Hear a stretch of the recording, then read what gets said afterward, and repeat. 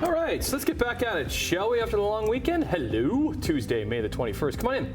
Here's what we're working on this morning. Several arrests have been made after a fireworks show last night in Oakville's Bronte Village. Federal government outlines what it calls its national action plan to fight auto thefts. And Katy Perry says goodbye to American Idol.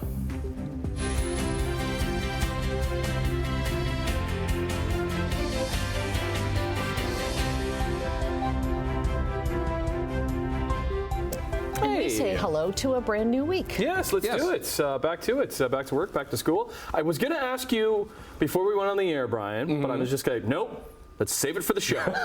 Let's save it for the show. I can hardly wait. What is it? Did we set a record yesterday? We were so close. We were so close. Almost. Now, yeah, almost. The old record was 29 degrees set back in 1977. We got to 28.7. Wow. Okay. So close. It was sticky out yesterday, wasn't it? The air conditioning has gone on. The debate was on because the windows were open and you're just like, what do we do here? Did we turn it on? We didn't, but yeah. Yeah, I was thinking about it because, you know, the nights don't cool off. I mean, we're still 19 degrees right now. So you don't get that relief at night. But yeah, we were close yesterday. Some areas last night, it looked like it was threatening with a shower or a thunderstorm. It started to get really gray. But today, what we're looking at is a 28-degree high, so a degree off of what we were forecasting yesterday. So 28, feeling like 34 today. So today and tomorrow are both going to stay warm and muggy before it cools off by the time we get to Thursday. So 19 right now, high of 28 for the day today. But there is a 30%, it's only 30% chance of a shower or a thunderstorm as the day goes on. Otherwise, we should see a little bit of sunshine for the day. We'll talk about it coming up, looking at traffic. All right, back at it Tuesday, back to more normal conditions after the holiday yesterday. Nothing there at the 403 and Waterdown Road area, doing fine. That's our camera. To our MTO traffic cameras, just a few. Red Hill Creek, Toronto bound away from us on that. Now Toronto bound towards us, top of the Skyway. Toronto bound away from us now here at Bronte Road. Starting to get a little bit busier here as you go through Oakville. We'll look at weather and traffic in a few minutes for you. Right now, the news. All right, thanks, Brian. Let's start in Oakville because Halton police say there was a large police presence in Oakville last night after a group of young people gathered to set off fireworks. Halton police say hundreds of people gathered in the Bronte Village on Lakeshore setting off fireworks and being just a general nuisance. Video posted to social media shows groups along Lakeshore Road. A large police presence was spotted in the area around 8 o'clock with officers from Burlington and Oakville both keeping an eye on the crowd. And the city and the fire department were also called in just to assist. Police say they were well prepared for the event as the Lakeshore area has been a hot spot on long weekends. During a similar incident last May 24, one team was charged with assault after allegedly shooting a fireworks at an officer. This year, police say several arrests were made, but none for any major crimes. Police say the area was quiet again by 11 o'clock. Police are urging boaters to make safety a top priority this summer. CHCH News' Hadi Azad took a ride with the Halton Regional Police Marine Unit yesterday. The Marine Unit was out on patrol offering tips and advising boaters about safety measures. Constable Jason Hurley advises wannabe sailors to take a boating course and be prepared for anything because anything can happen. Also, note that the water is quite cold despite the warm temperatures we've had this week. We just want to ensure and get our message across that, number one, people are wearing a life jacket, we're on the water, and boats, any type of vessel, maybe a paddleboard, kayak, anything like that. Another thing, boat sober, no matter what you're doing. Canadian Safe Boating Council says more than 80% of Canadians who drowned while boating were not wearing their life jacket or they weren't wearing it properly. Halton police say they dealt with 8 drownings last year alone. Ontario's police watchdog is asking witnesses to come forward after an arrest last week by Hamilton police. So the Special Investigations Unit says last Thursday morning around 10:30, 2 plainclothes officers in an unmarked cruiser followed a speeding SUV on Barton Street to a parking lot off of Kinrad Avenue between Wentworth and Sherman. They arrested the 37-year-old driver. The SIU says there was a struggle and he ended up being taken to hospital with serious injuries. Federal government has announced what it calls a national action plan on auto theft. Finance Minister Chrystia Freeland led a news conference yesterday and says the plan includes a number of new laws aimed at disrupting the operation of thieves in the midst of an auto theft crisis. The federal government is implementing a 3-point strategy, including a national working group with law enforcement for them to share information. They want more searches on shipping containers and tougher penalties on theft. We are adding new offenses targeting auto theft and its links to violence and to organized crime. There are new offenses for the possession and distribution of a device used for committing auto theft, such as key programming machines. We're also proposing a new offense that targets the ringleaders of most auto thefts. It's Canada's Attorney General. Now, after the National Auto Theft Summit in February, the Insurance Bureau of Canada said just last week that the auto theft crisis isn't slowing down, and claims are now well over $1 billion a year. Well, a lot of people marked Victoria Day with some quality family time and fun in the sun. Hamilton's Bayfront Park was busy yesterday with lots of people trying to find some shade to stay cool. And if you were hungry, it was also the final day of Ribfest in Binbrook. Weather's amazing. Seriously, we were actually looking because it was not looked like it was let up with the weather. We were looking at booking a trip to Mexico or somewhere, but thankfully this came and we're enjoying every minute of it. Bike riding, coming out here, and just trying to be outdoors. A little bit of gardening my wife has been doing, so definitely enjoying the Victoria Day long weekend. Now, the City of Hamilton held its fireworks display, the city's official one, at Dundas Driving Park on Sunday, so there was no display last night. Well, here's your chance to have a piece of the Royal Botanical Gardens in your garden. The RBG is selling mixed assortment bulbs from its tulip display starting today. They're $8 for a dozen bulbs, $20 for 3 dozen. The sale runs from 10 in the morning until 4 in the afternoon, this morning until Thursday, or while supplies last. The bulbs will be sold in Hendry Park through the Cherry Hill parking lot. That's on Plains Road in Burlington, across from the RBG Centre.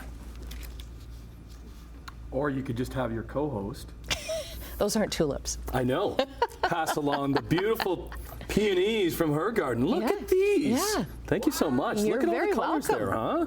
They're my fabulous? And tree peonies. I brought these in here because they were sitting at my desk while I was getting ready for the show, and they just smelled so great. And so we'll just leave them right here. Thank you. My car smells really good after bringing them. I bet it does. Oh, goodness. Thank you so much for that. I will pass them along to Elizabeth and say that I got them for her. There you go. So that you bought them. Yeah, I bought them for her. Yeah, just for you, sweetie. Thank Liz, you, I know you're watching. Oh, goodness. All right, let's get into sports line, shall we? Because round 2 of the NHL playoffs wrapped up last night in Vancouver. As a very entertaining series between the 2 Canadian teams left, the Oilers and Canucks came to a conclusion, as it should, with a Game 7, and it lived up to the hype. Rice settled from a spot that makes him think. Bouchard fires wide. Rebound. Nugent Hopkins scores. Power play goal. Yeah, Edmonton's Ryan Nugent-Hopkins would score and add a helper as the Oilers would score 3 times in the second period and head into the final frame with a 3-0 lead. A lead that did not hold up against the Canucks, who never give up. Well, I guess it did hold up, but the Canucks would score twice in the final 10 minutes of the game and make this one a nail-biter right down to the wire. With the score 3-2, Vancouver pushing for the equalizer, but unable to get it. The Oilers, they are moving on to the Western Conference Final thanks to that 3-2 win in game number 7. So Edmonton, they now head to Dallas Thursday to kick off the West Final in an attempt to bring the Stanley Cup back to Canada for the first time since 1993. New York Rangers host Florida in the East Final from the Big Apple tomorrow. Well, it's another year the Maple Leafs preparing for next season, with the team vying for the Stanley Cup. And today they will introduce their brand new head coach. There he is right there. Craig Berube, 58-year-old, inked a 4-year contract on Friday. He's going to be introduced this morning at 11 o'clock to the Toronto media. Berube led St. Louis to a Stanley Cup in 2019, spent 8 years behind the bench with the Blues and then the Flyers. He also played in the NHL for 17 seasons with 5 teams, including Toronto.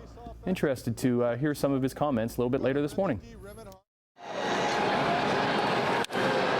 This is going to play as well. Long way to left, and it's gone. Blue Jays' Danny Jansen was moved up to the second spot in the lineup, and he took advantage in the opener of a series against the White Sox at the Dome yesterday afternoon. He put this one away in the 7th with his 5th home run of the season, but he had some kind of day, going 3 for 5, scored twice, had 5 RBIs, all part of a dominating 9-3 win and second win in a row for the Jays. They go for their first series win when Yusei Kikuchi is on the bump in Game 2 against the White Sox tonight.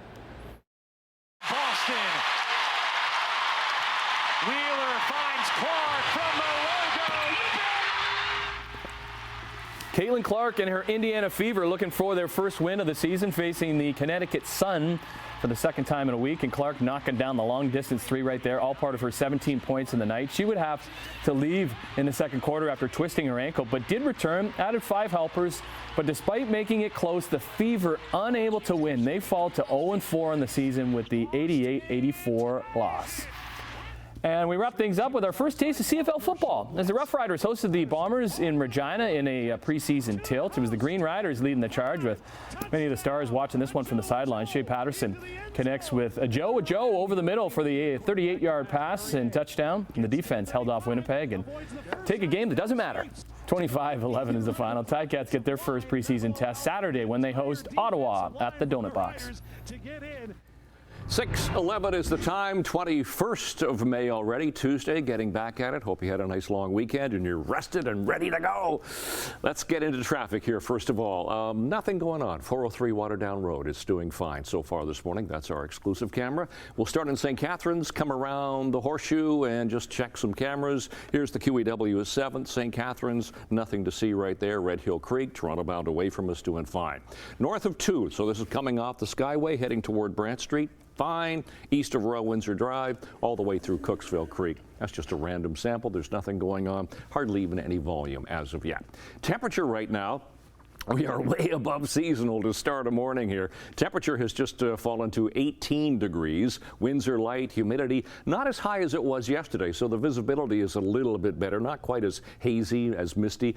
We do have a mainly cloudy sky to start the day for school today.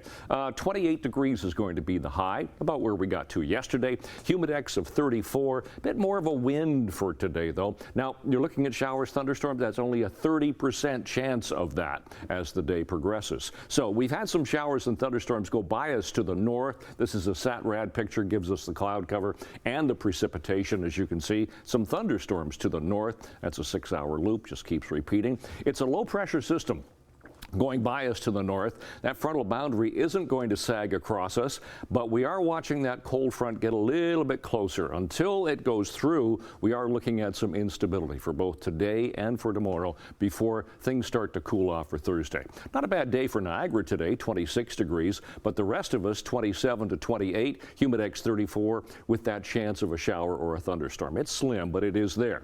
Tonight, skies will clear, but look how warm it's going to stay. 18 to 20 to 21 degrees tonight. Guelph and Kitchener could get a shower or a thunderstorm. And then tomorrow, pretty much the same scenario as today, 26, 27, 28 degrees, so staying warm. And there's that, again, chance of a shower or a thunderstorm as the day progresses. So out the door, 21st of May. It is mainly cloudy at the moment. Temperature is mild at 18. And we'll look at the long-range forecast coming up. Annette, Tim.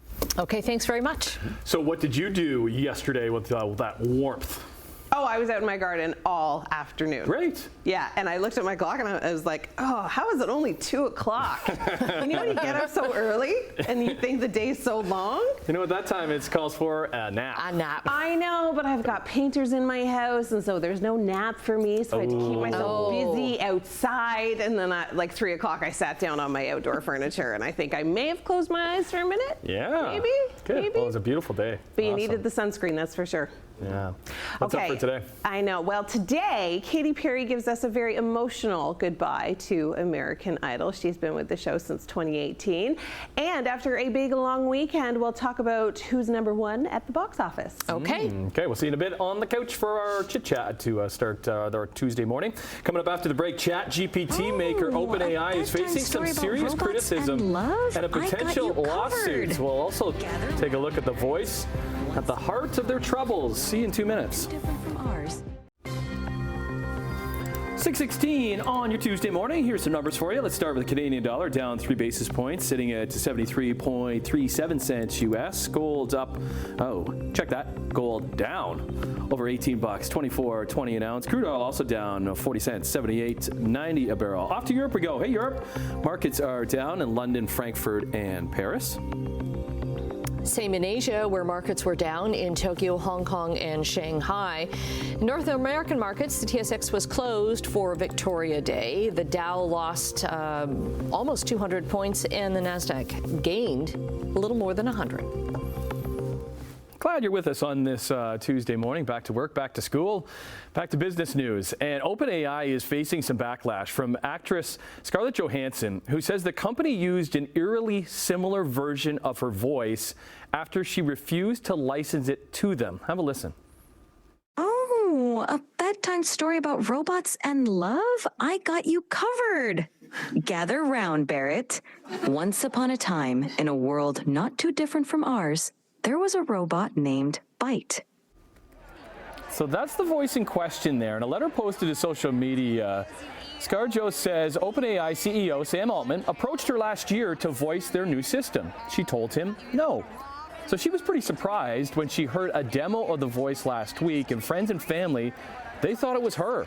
OpenAI says they've since pulled that particular voice over the concerns. ScarJo, who famously voiced an AI assistant in the film Her, starring Joaquin Phoenix, says she's hired legal counsel. The Trump Media and Technology Group, which owns the social networking site Truth Social, lost more than $300 million in the last quarter. Its first earnings report as a publicly traded company was filed yesterday. The loss includes $311 million in non-cash expenses related to a merger with another company called Digital World Acquisition Corporation. Trump Media says it brought in only $770,000 in the first 3 months of the year. Earlier this month, the company fired an auditor that U.S. federal regulators had recently charged with, quote, massive fraud. U.S. retailer Target is cutting prices on thousands of consumer basics this summer as it tries to lure back inflation-weary shoppers. So the big box chain says as of yesterday, it is lowering prices on around 5,000 household products and food items. That includes goods ranging from diapers to milk. So it's a pattern that other major businesses are picking up on. Last week, McDonald's said that it was planning to introduce a $5 meal deal. This is in the U.S. next month, to counter slowing sales and customer frustration with high prices. Retailers like IKEA and Aldi have also been reducing prices in recent months to try to get customers back into stores.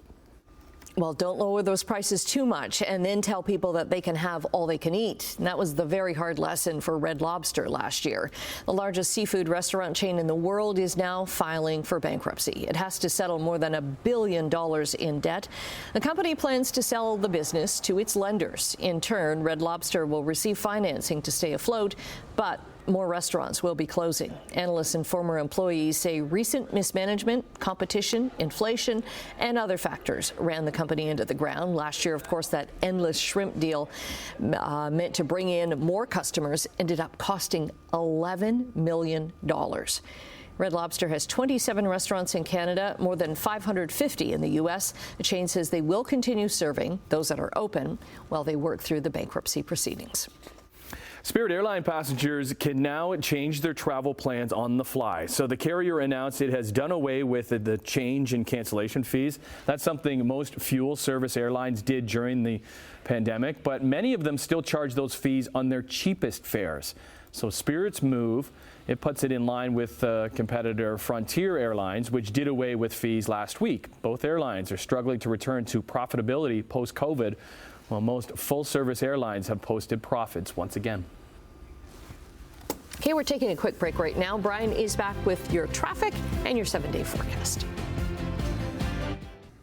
6:24 already on this Tuesday morning. We'll go right to traffic and see if there's anything happening around the Horseshoe at the moment. We'll check the majors. These are the MTO traffic cameras. QEW east of Lake St. Catharines, nothing there. Starting to bog down a little bit, top of the Burlington Skyway Bridge. We'll flip ahead to Bronte Road, still nothing there. Wide open at Sheraton, going through Mississauga. And we'll dip into the 403. This is the 403 just west of Mavis. Oh, for a freezing video stream there, but otherwise it's moving fairly nicely right now. Let's check some of the temperatures that we have at the moment to start the morning here. Yeah, it's a mild start. 17 degrees for Grimsby, 18 Hamilton, Mississauga, 19 for Toronto. Seasonal temperatures this time of year, 9 seasonal for an overnight low. So we're on the mild side this morning. 20 for the daytime high. Sun times, sun was up at 5:49. Were you up that early? 8:44 it goes down, and those are our records for today. And we won't quite get to a record. We missed it yesterday, and we won't quite get there today. So today, for the first bell, it's going to be 23 degrees for the first bell. Now, this shower thunderstorm scenario, both morning and afternoon, it's only a 30% chance. So otherwise, we could see some sun, and then 28 degrees for after school, and that is the forecast high today, with a humidex of 34 is what it's going to feel like. But there's that chance of showers, thunderstorms today, tomorrow as well. Now tonight, the skies will begin to clear, so we'll have clearing, but then tomorrow again, chance of showers, thunderstorms. Beautiful days Thursday and Friday, 23, actually below seasonal on Friday, high of only 18. And then we have a lovely day Saturday, sunny and 21. Bit more cloud cover rolls in for Sunday into Monday. That's your forecast. Annette, Tim. All right, thanks, Brian. If your spoon could make you taste saltier food, would you still eat as much salt? A Japanese company thinks the answer is no. They've introduced a new electric salt spoon in Tokyo. So the spoon runs on a rechargeable lithium battery, and it features metal contacts that pass a weak electrical charge to your tongue. That charge then draws in sodium ions to enhance the perceived saltiness of the food without actually adding any more salt at all. The creator of the spoon says it means that you can take about a third of salt from a dish and not lose any flavor. The company is making only 200 of these spoons to start. If they take off, though, they could be for sale next year in North America. But the price tag is a little hefty, $130. No thanks. I'm guessing, though, if you're on a sodium-reduced diet and you really, really, really love the taste of salt, maybe. Did you grow up with pepper and salt on the table? Always. Is it still on the table?